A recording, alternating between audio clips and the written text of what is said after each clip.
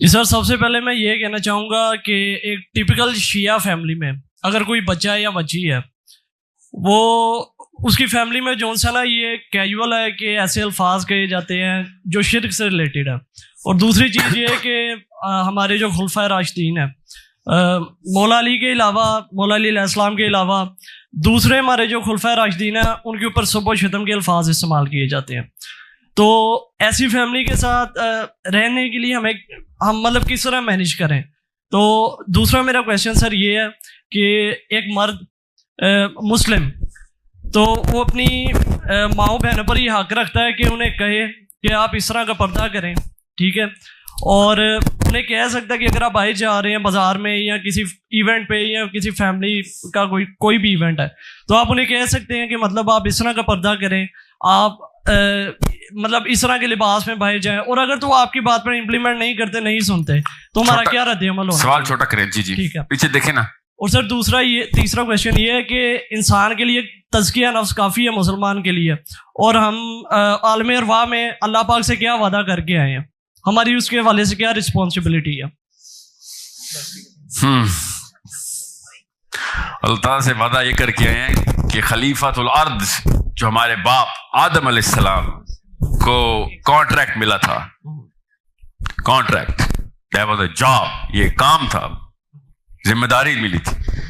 خلیفۃ الارض ایک ایسی انٹرنسک ذمہ داری ہے جس میں پورا انتظام کر کے رکھنا پڑتا ہے اپنی ساری رعیت کا.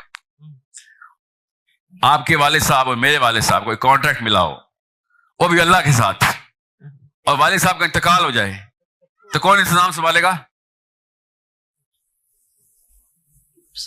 میں اور آپ نا. بالکل جی بالکل. تو یہ انتظام ہمارے پاس آ گیا. اب ہم نے اپنے بچوں کو تیار کرنا ہے کہ میرے مرنے کے بعد یہ انتظام تو نے سنبھالنا ہے. جی غور سے سمجھے، قرآن پاک میں اللہ تعالیٰ نے واٹر فال میتھڈ میں خلیفہ کا لفظ یوز کیا ہوا ہے، کس طریقے سے خلافت آگے سے آگے دینی ہے. یہ وہ کانٹریکٹ ہے. جو دوسرا سوال ہے مجھے ایک بار دہرا دیجیے گا. تیسرا سوال، پہلا جو سوال تھا آپ کا کہ شیعہ فیملی ہو یا سنی فیملی. سر آپ کوئی بھی سوری ٹو انٹرپٹ، کوئی بھی فیملی ہے مطلب بریلوی ہے، وہاں پر بھی مطلب آپ کہتے ہیں کہ ہوتا ہے، اور اہل تشیعوں میں کوئی بچہ ہے یا بچی ہے اس فیملی میں، وہاں پر وہ ایسے الفاظ استعمال کرتے ہیں سب و شتم کے اصحاب کے حوالے سے، اور شرک بھی کرتے ہیں، مطلب کیجول ہے یہ تھنگ. تو اس فیملی میں بچہ پھر کیا کرے؟ بچہ کامن سینس پہ آئے نا. کامن سینس آپ لوگوں کا کام ہے قوم میں پھیلا دینا کہ گالی دینا ہندو مت میں بھی حرام ہے، ہم نے اسلام میں الاؤ کر دی ہے. گالی دینا تو کسی بھی کامن سینس کے کرینے کے اوپر ایک بہت گھناؤنا قسم کا، گھٹیا قسم کا گناہ ہے. ٹھیک ہے، گالی دینا. مسئلہ یہ ہے کہ ہم نے پاکستان میں، اور لڑکے سارے لاہور میں بیٹھے ہوئے، آپ سب کو پتا ہے کہ کوئی ایک جملہ بھی لاہور میں پورا نہیں ہوتا اس میں ماں بہن کی گالی ایڈ نہ ہوئی. اصلی مسئلہ یہ ہے، اگر ہم ایک فرد کے اندر سے گالی کا کانسیپٹ نکالیں گے تو صحابہ کی ہستیاں تو بہت اوپر کی ہے نا. ہم ایک دوسرے کو یہ بات کرتے ہوئے شرمندہ ہو جائیں گے.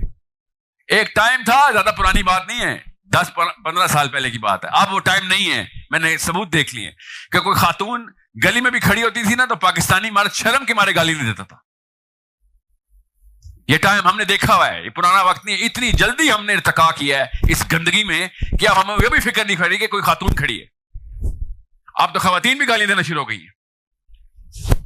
اور میری اس بات پہ ہنس رہے ہیں آپ لوگ. سوچیں ذرا، یہ ہے اصل میں جڑ یہ ہے. گالی منہ سے نکالتے وقت بندہ زمین میں کیوں نہیں دھس جاتا؟ یہ ہے اصل میں. صحابہ کی تو کہانی اور ہے نا، کیجولی کسی اور بات کے اوپر ہم نے گالی الاؤ کر دی ہے. سو یہ جب اس جڑ کو نکالیں گے تو ساری کی ساری ہستیاں محفوظ ہو جائیں گی. ہم ہیں ہر کارے، ہم نے یہ کام کروا کے دیا ہوا ہے تمام تر مسلمانوں کو اور غیر مسلموں کو کہ جب دل چاہے گالی نکال دو.